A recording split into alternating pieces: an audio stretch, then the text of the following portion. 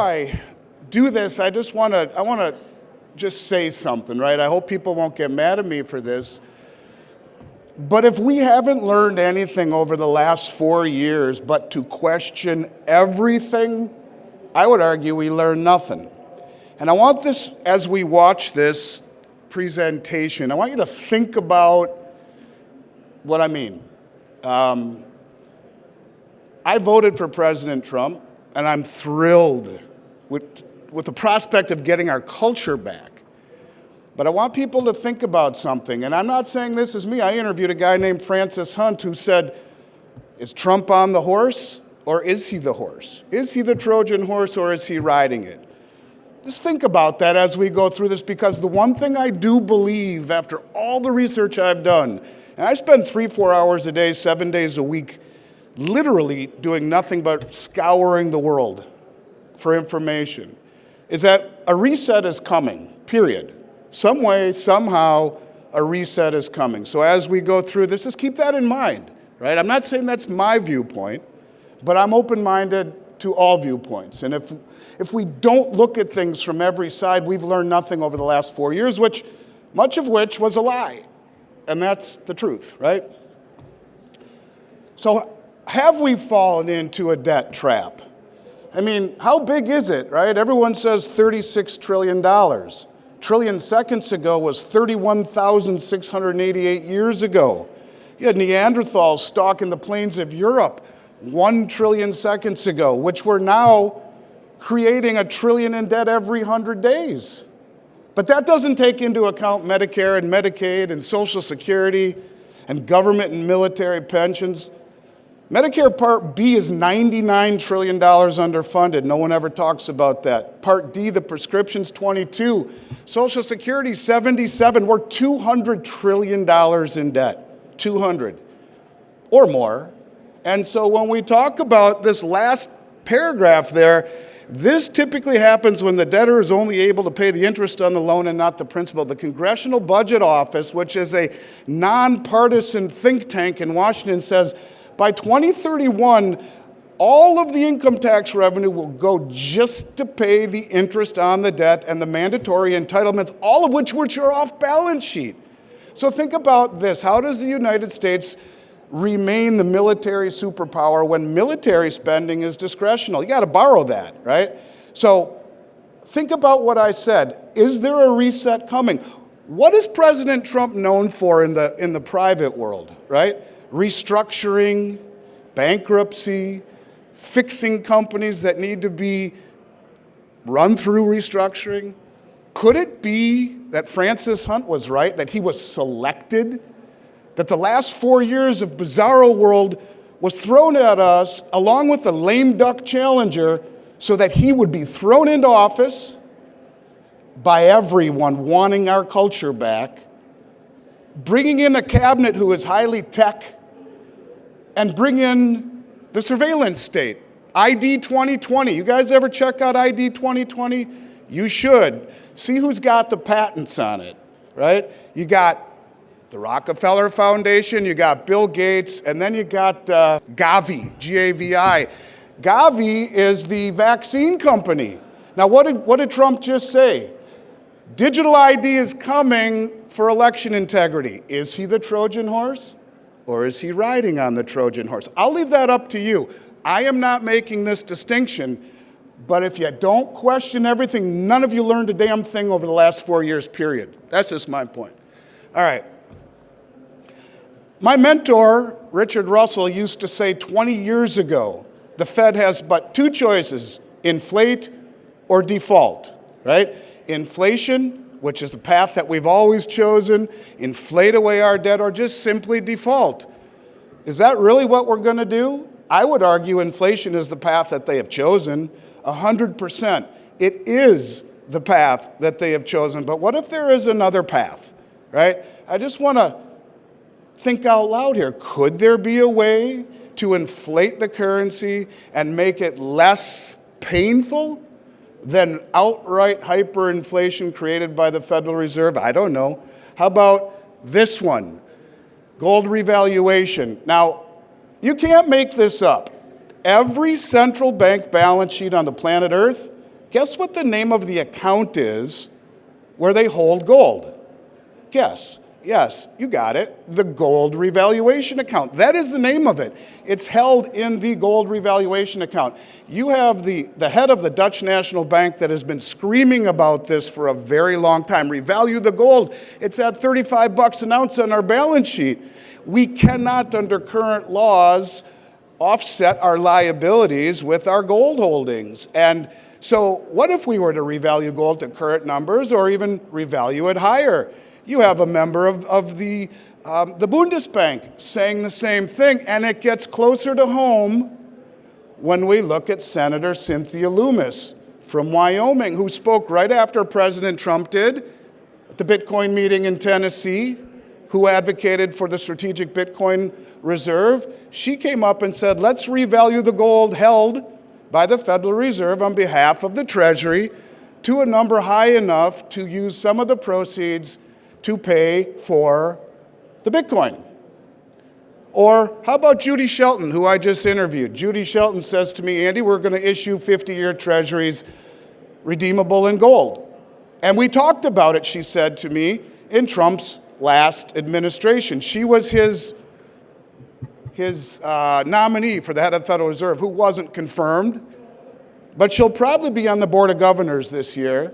She wants to have 50-year treasuries pegged to gold. She said to me, Andy, I believe he will issue them on July 4th, 2026, which is the 250th year anniversary of the country.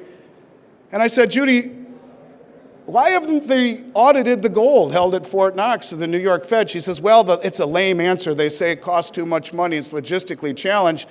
But that's a bunch of crap, she says. We're the United States of America, for God's sakes. Let's just spend a few $1,000,000 and get it done. I said, damn right, Judy, let's do that. I couldn't agree more. I said, Judy, are they going to revalue the price of gold? Because it is held in the revaluation account.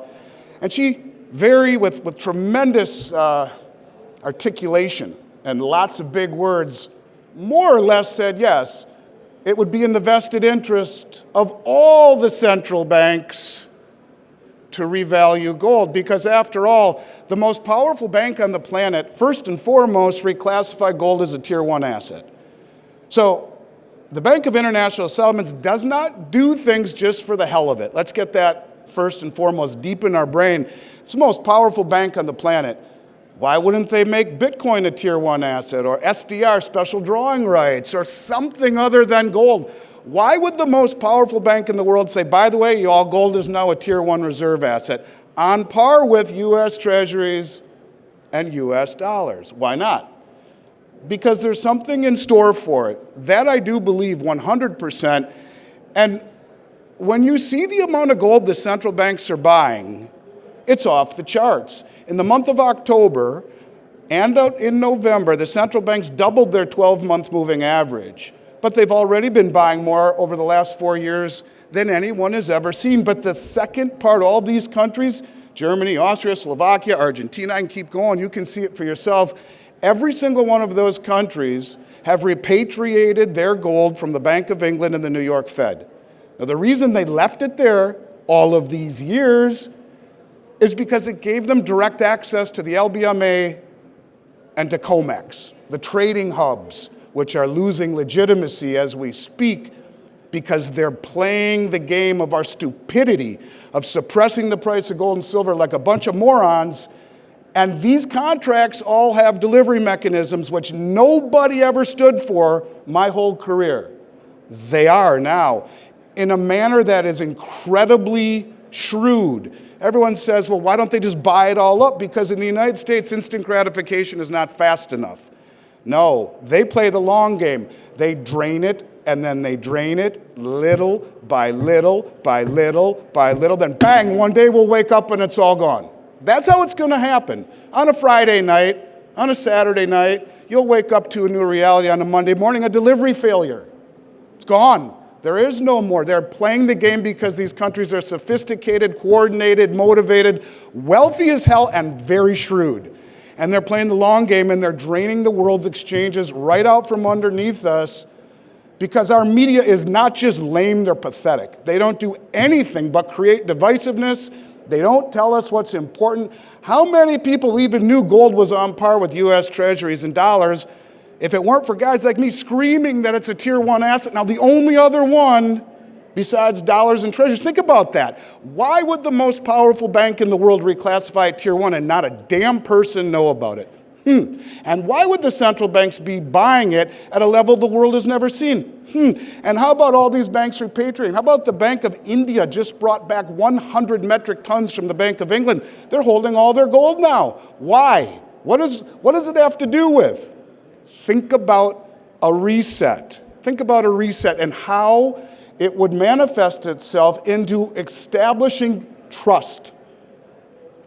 Fed has it too. And in fact, you know, it's interesting. Scott Bessent, the new Treasury Secretary, if he gets confirmed, which I'm assuming he will, what's his largest holding? Anyone know?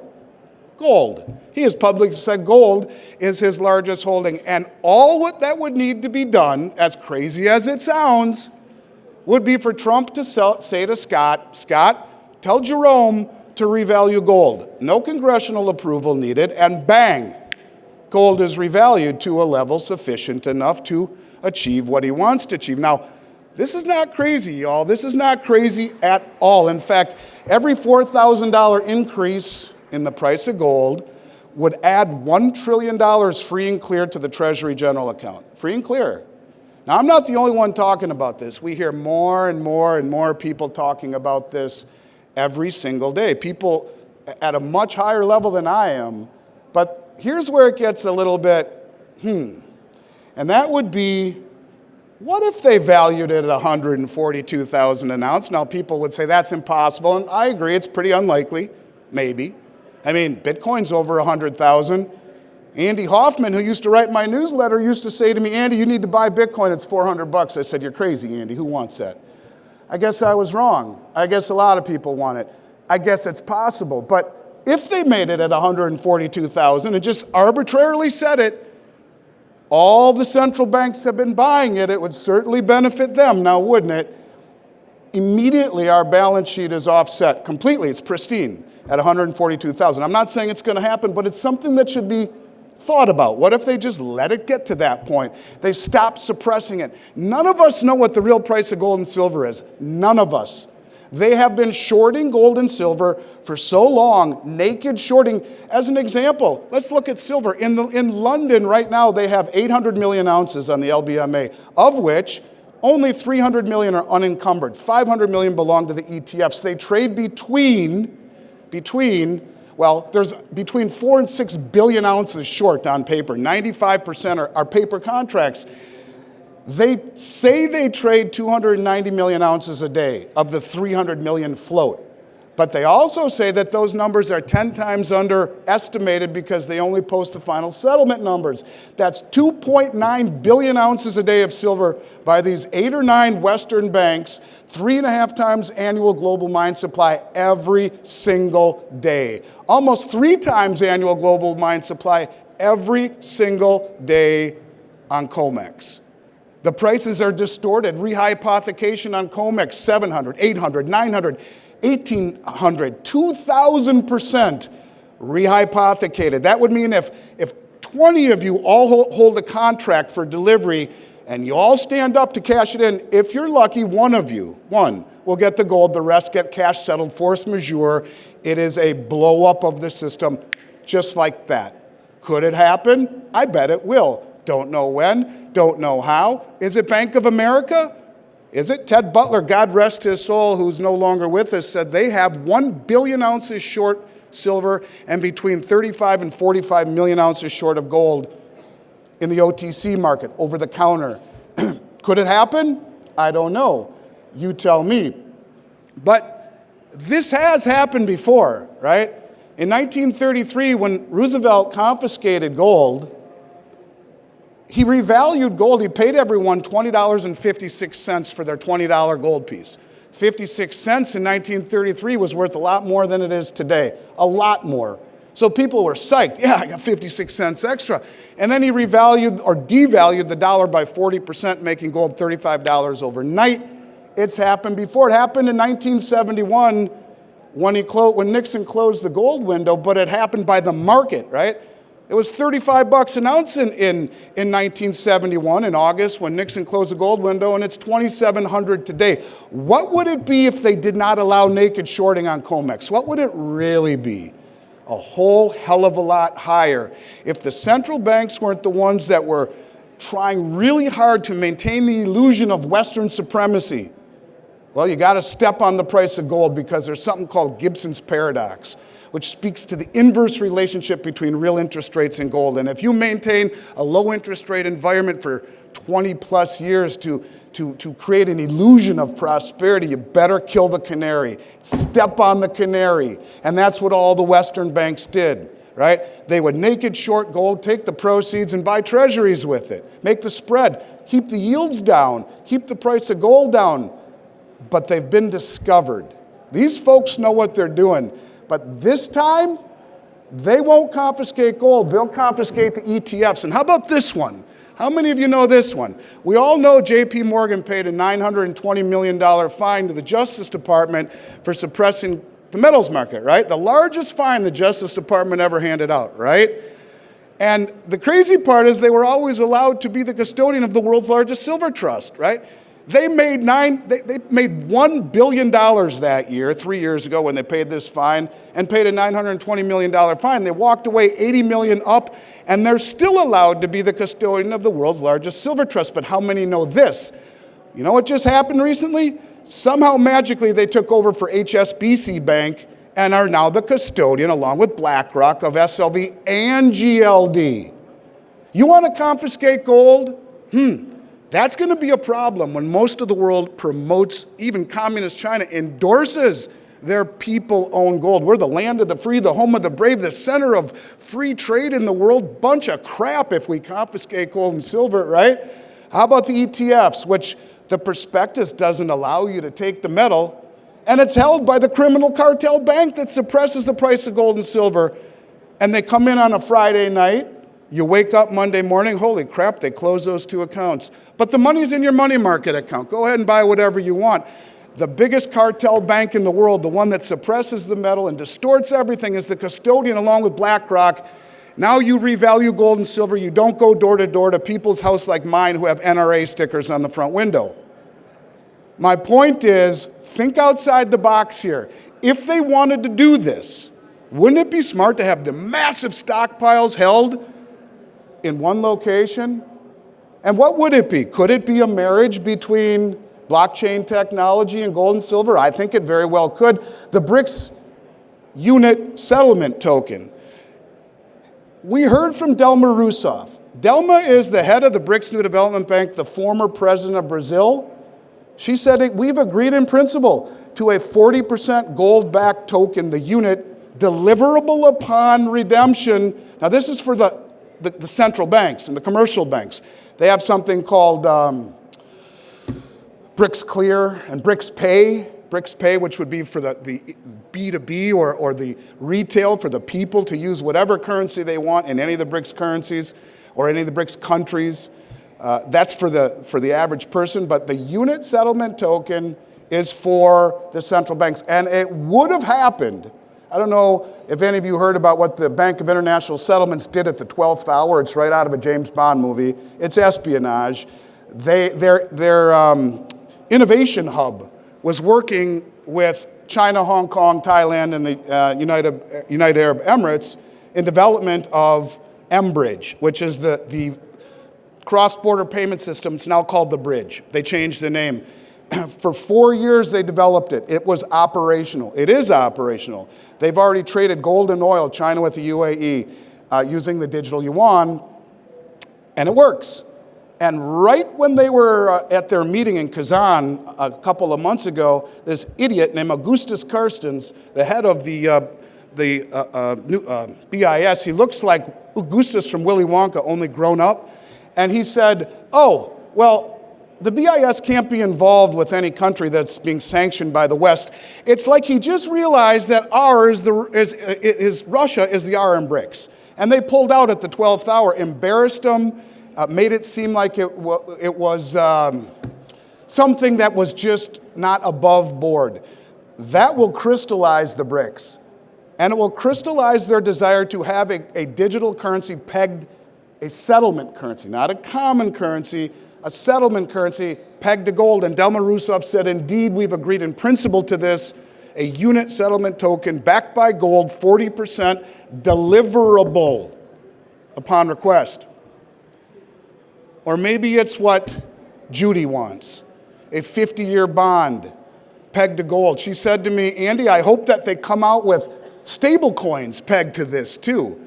This is a woman who knows what the hell she's talking about. She has Trump's ear. She will most likely be on the Federal Reserve, and she's right.